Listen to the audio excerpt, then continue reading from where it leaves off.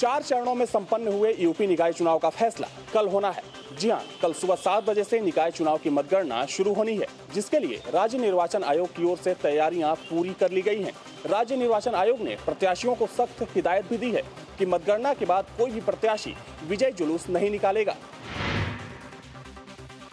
12 नगर निगम, 189 नगर परिषद और 404 नगर पंचायतों के लिए 3,02,45,00,000 लोग मतदाता सूची में थे।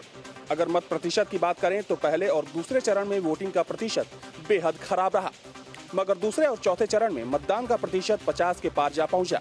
71 जिलों के लिए हुए निकाय चुनाव के दौरान कई जगहों पर हिंसक झड़प भी हुई। 23 जून को लखनऊ में हुए मतदान के दौरान 2 मतदान केंद्रों पर जमकर बवाल हुआ, जिसके बाद इन दोनों मतदान केंद्रों के लिए रीपोलिंग कराई गई। इस बार के निकाय चुनाव में सीधी टक्कर भाजपा और कांग्रेस में है, क्योंकि चुनाव से पहले ही सपा और बसपा ने ऐलान किया था कि निकाय चुनाव में उनका कोई भी प्रत्याशी मैदान में नहीं उतरेगा। वैसे में ये देखना दिलचस्प होगा कि क्या निगम पर भाजपा का कब्जा बरकरार रह पाता है या फिर बढ़त कांग्रेस को मिलती है। आय से अधिक संपत्ति मामले में बीएसपी मुखिया को बड़ी राहत। 2004 में दर्ज एफआईआर को सुप्रीम कोर्ट ने किया रद्द। आय से अधिक संपत्ति मामले में उत्तर प्रदेश की पूर्व मुख्यमंत्री और बीएसपी मुखिया मायावती को सुप्रीम कोर्ट से बड़ी राहत मिली है। इस मामले में कोर्ट ने मायावती के खिलाफ 2004 में दर्ज एफआईआर को रद्द कर दिया है। इसके साथ ही कोर्ट ने मामले की सुनवाई करते हुए सीबीआई को लताड़ भी लगाई। कोर्ट ने जांच एजेंसी की कार्यप्रणाली पर सवाल खड़े करते हुए कहा कि इस मामले में सीबीआई सही दिशा में नहीं चल रही है। मायावती पर आय से अधिक संपत्ति मामले में 1995 में सीबीआई ने जांच शुरू की थी, जिसके बाद 2004 में उनके खिलाफ आपराधिक मामला दर्ज किया गया था। 2008 में माया ने इस कार्रवाई के खिलाफ अदालत का रुख किया था और सीबीआई पर राजनीतिक ताकतों के इशारे पर काम करने का आरोप लगाया था। उन्होंने अपने खिलाफ चल रही कार्रवाई रद्द करने की मांग की थी। अब कोर्ट के फैसले के बाद मायावती को सीबीआई के शिकंजे से फौरी तौर पर मुक्ति मिल गई है। मायावती ने कोर्ट के फैसले का स्वागत करते हुए कहा कि आखिरकार 9 साल बाद न्याय मिल ही गया। उन्होंने इस मामले में अपने साथ खड़े होने के लिए पार्टी का भी शुक्रिया अदा किया। आय से अधिक संपत्ति के मामले में सुप्रीम कोर्ट के फैसले के बाद माया को घेरने वाले सियासी दलों की बोलती हुई बंद। बीजेपी ने केंद्र को लपेटा तो बाकी दलों का नो कमेंट। आय से अधिक संपत्ति के मामले में सुप्रीम कोर्ट से मिली राहत के बाद मायावती जहां खुश नजर आईं, वहीं इस मामले पर उन्हें घेरने वाले राजनीतिक दलों की अब बोलती बंद है। बीजेपी जहां कोर्ट के इस फैसले के बहाने अब केंद्र पर हमलावर है, तो वहीं बाकी दलों ने नो कमेंट कहकर अपना मुंह बंद कर लिया है। आज माननीय सुप्रीम कोर्ट ने जो फैसला दिया है, अर्थात मुझे जो राहत दी है, उसका मैं और मेरी पार्टी दिल से स्वागत करती है। सुप्रीम कोर्ट के निर्णय पर कुछ कहूँ उचित नहीं होगा। आप मुझे बता रहे हैं कि एक निर्णय आया है, वो निर्णय हमको स्वीकार करना ही होता है। सुप्रीम कोर्ट के निर्णय से ऊपर बढ़कर तो कोई निर्णय हो नहीं सकता। अगर उसमें आदेश कुछ किए हैं या हमको कोई परामर्श मिला है, सीबीआई को मिला है या किसी विभाग को मिला है, तो वो उस पर विचार करेंगे और उस पर जो कार्रवाई उनको करनी है वो करेंगे। भयादोहन किया, ब्लैकमेलिंग की कोशिश की और जांच एजेंसियों की तलवार लटकाकर उनसे राजनीतिक समर्थन लेने की कोशिश की। यह समर्थन लेना उनके लिए ही नहीं, लोकतांत्रिक संस्थाओं और संवैधानिक संस्थाओं के लिए अत्यंत भारी पड़ा।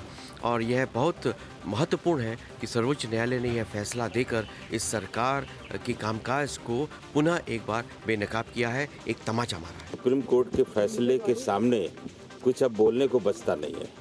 उसको किसी तरह क्रिटिसाइज करना उचित नहीं होगा। बाकी हिंदुस्तान की जनता, उत्तर प्रदेश की जनता सब जानती है कि क्या हो रहा है, सभी लोग जानते हैं। इस फैसले के कई राजनीतिक मायने भी निकाले जा रहे हैं। माना जा रहा है कि कोर्ट से राहत मिलने के बाद अब केंद्र की राजनीति को लेकर माया के रुख में कोई बड़ा बदलाव आ सकता है। सितारगंज की जंग में खामोश हुई सियासी दलों की हुंकार। प्रचार के आखिरी दिन बहुड़ा ने किया रोड शो तो बीजेपी ने निकाली मोटरसाइकिल रैली। 8 जुलाई को होनी है वोटिंग। सितारगंज सीट पर किसका कब्जा होगा? बीजेपी का कमल फिर से खिलेगा या फिर जनता कांग्रेस का हाथ थामेगी? इसका फैसला 8 जुलाई को होगा। इससे पहले प्रचार के आखिरी दिन दोनों दलों ने अपनी अपनी ताकत दिखाई।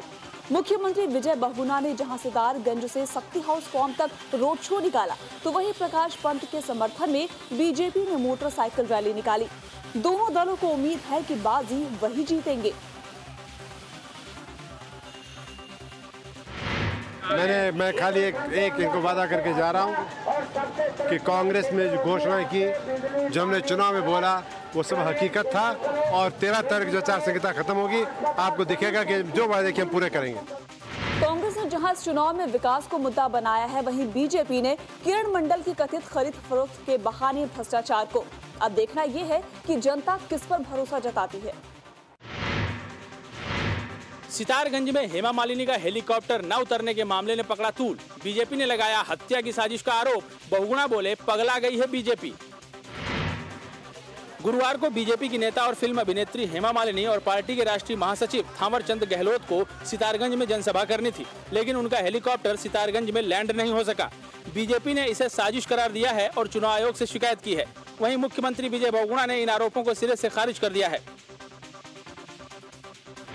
मैं प्रमाणों के साथ कह रहा हूं, जो हमारी राष्ट्रीय उपाध्यक्ष हैं श्रीमती हेमा मालिनी जी और प्रसिद्ध सिने तारिका हैं, तथा थावरचंद गहलोत जी जो हमारे राष्ट्रीय महामंत्री हैं, कल सितारगंज में चुनाव प्रचार करने के लिए आए थे और उनकी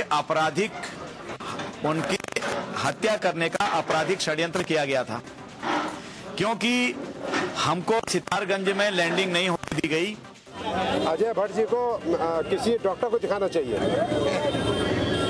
किसी डॉक्टर को दिखाएं, कुछ बीमारी हो गई उनको लगता है, सिवाय झूठ के कुछ बोल ही नहीं रहे। मैं उनको बताता हूँ वो सीधा चले जाए जहाँ पे ऐसा इलाज होता है। सितारगंज की जंग कांग्रेस और बीजेपी दोनों के लिए साख का सवाल है। ऐसे में दोनों ही पार्टियां अपने तरकश का हर तीर आजमा रही हैं। पीएम की दावेदारी पर एक सर्वे रिपोर्ट से एनडीए में घमासान। नरेंद्र मोदी को नीतीश कुमार से मिले तिगने वोट। हाल ही में सेकुलर पीएम की वकालत कर नीतीश ने मोदी पर इशारों में निशाना साधा था। नीतीश के बयान से एनडीए में बवाल मच गया था। लेंस ऑन न्यूज की तरफ से बिहार के कुछ इलाकों में सर्वे कराया गया, जिसमें 2147 मतदाताओं से बात की गई। सर्वे से पता चला है कि 36% लोग पीएम के तौर पर गुजरात के सीएम नरेंद्र मोदी को पसंद करते हैं। वहीं 12% ने बिहार के सीएम नीतीश कुमार के लिए हामी भरी है। बीजेपी तो इस मसले पर ज्यादा बोल नहीं रही है, लेकिन जेडीयू इशारा कर रही है कि इस सर्वे के पीछे बीजेपी की ही साजिश है। जो मसला है, ये मसला तो समय के साथ निर्धारित होगा। उस समय में समय आएगा, तो अभी वो समय अर्ली है। ये मुख्यमंत्री नीतीश कुमार जी प्रधानमंत्री पद के दौड़ में नहीं, लेकिन जिसके द्वारा सर्वे करवाया गया, ये नियत का सवाल उठता है। ये अद्भुत है कि मुद्दे या मुद्दाले दोनों अपने हैं। ये अद्भुत स्थिति इस सर्वे से नतीजे निकल कर।